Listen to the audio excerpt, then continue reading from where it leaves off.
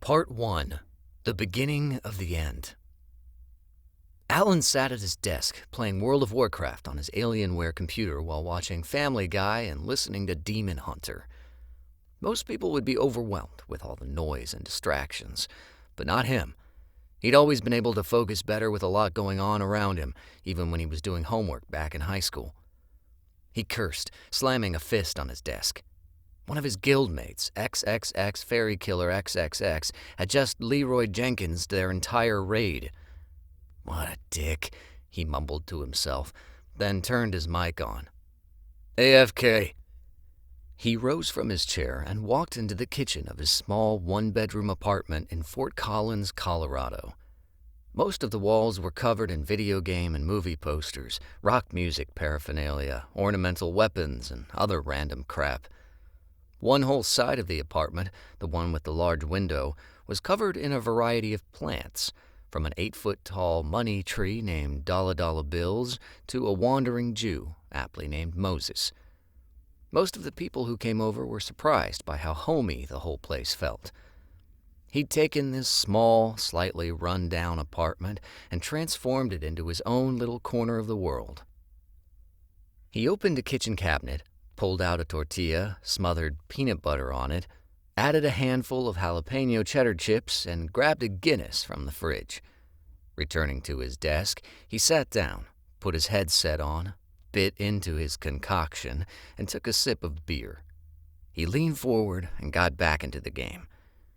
He and his guild still had a long night ahead of them. The quest to reforge Val-Anir, Hammer of the Ancient Gods, was anything but quick, and hopefully would end with Yogg-Sauron giving them a nice, long, deafening roar. The hours passed, and the later the night became, the more awake he felt. It was just another Wednesday night in the never-changing life of a 20-year-old bachelor. His 2 days off passed quickly, and come Friday night, he found himself behind the bar in the hellhole that was the Blue Crab, a seafood restaurant catering to the old and usually annoying. Why a restaurant such as this even had a bar and full-time bartender was beyond him. It was probably just to allow everyone else the ease of not having to make the ridiculous drinks this place served. But it was a job, and after taking a hiatus from college 2 years ago, it had been the only one he could land that even remotely interested him. So instead of studying biochemistry, he went there 5 or 6 nights a week, made just enough money to get by, and left, hating it more and more every time. Something needed to change. Soon.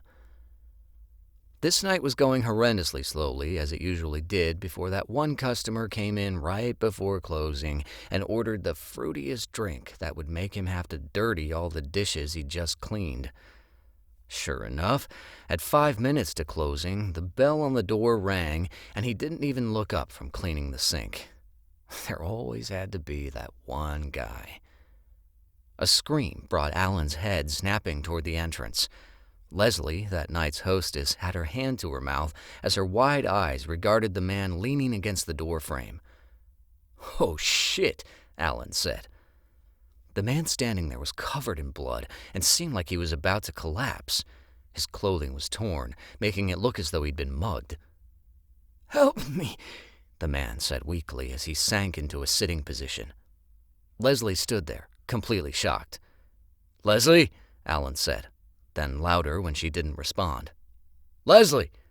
She looked over at him, eyes still wide. "Call 911 and get him to send an ambulance."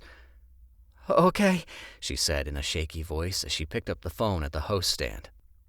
Alan grabbed a few clean rags and a first aid kit from under the sink and then rushed over to the man. He had some knowledge of what needed to be done. He just hoped he could recall it. Stopping a few feet away, he watched the man, trying to assess him and make sure he didn't have a weapon. Deeming him low on the threat level, he closed the distance. Alan knelt down, checking the man's injuries more closely. His left arm was hanging awkwardly and had a wicked tear in it. Blood from the wound soaked his plaid shirt. That's a lot of blood for one man, Alan thought. "Sir, can you tell me your name?" he asked. "John," the man gasped. May I check your wounds? John nodded, closing his eyes against the pain. Alan pulled the scissors out of the first aid kit and cut the man's shirt down the middle and up both sleeves, allowing it to fall off. John's arm was missing a large chunk from the bicep, and there was a similar wound on his left shoulder that leaked blood at an alarming rate. I need more towels and water, Alan said to his coworkers who were gathering around him. No one responded. Now! A few of them scrambled off to the back room. What happened? Alan asked. This crazy couple just grabbed me and started chewing on my damn arm. I pushed them off and ran in here. As John finished, he took deeper and deeper breaths. Alan was concerned at the amount of blood that was soaking into the towel he was holding to the damaged shoulder. Someone come hold this, Alan said.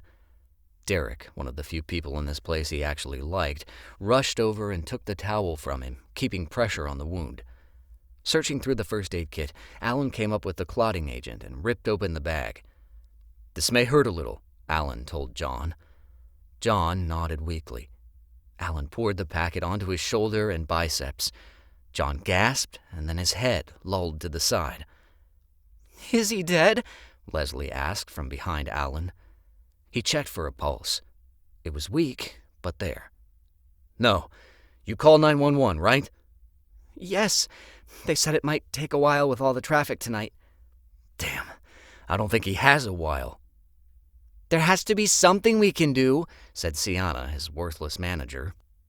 We have to clean the wound before we can dress it, but first we need to stop the bleeding, or that doesn't even matter. She shut up.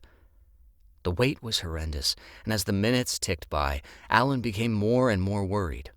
Any second now this man would die, and there was nothing he could do about it.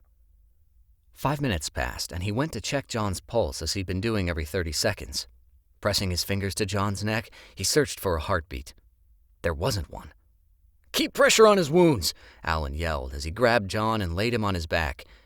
He started CPR. 5 minutes passed, then 10. Still, Alan continued to try and resuscitate the man, switching with his coworkers every 2 minutes. Flashing lights outside told him that the ambulance had finally arrived, but it didn't matter. After this long, the chance that they could bring him back was slim.